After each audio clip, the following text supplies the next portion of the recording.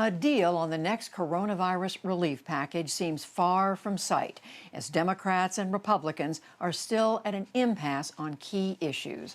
Our Lisa Desjardins joins us now to report on where things stand. So, Lisa, what do we know at this hour?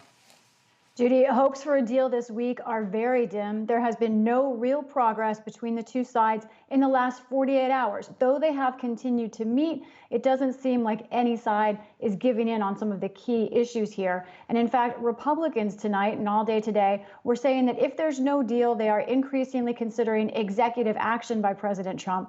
But Judy, it's not clear exactly what President Trump would do. Perhaps he could initiate a payroll tax cut of some sort, but that's not even popular with all of his own Senate Republicans. So some Democrats think the executive action idea may be a bluff. It's not clear. Judy, I can tell you right now, the timeline seems to be moving away from this week and into a potential deal next week. Republicans don't like that, but that seems to be where we are.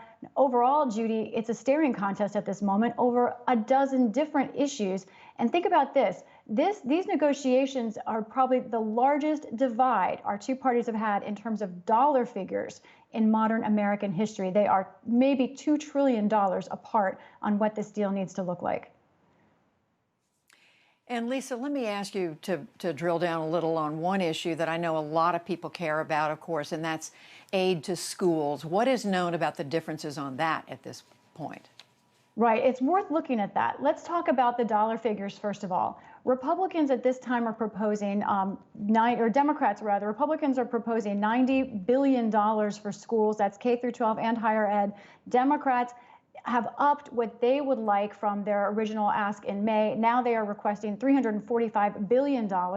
They would divide it different ways. Republicans in their offer right now would like 2/3 of that money for the K through 12 schools to go to schools which reopen. So Republicans pushing for reopening in some form. Democrats instead would distribute that money by population. So there, Judy, you see the crux of the impasse right now. The two sides are divided over dollar figures by a large amount and over philosophy, over how to handle the coronavirus and reopening itself.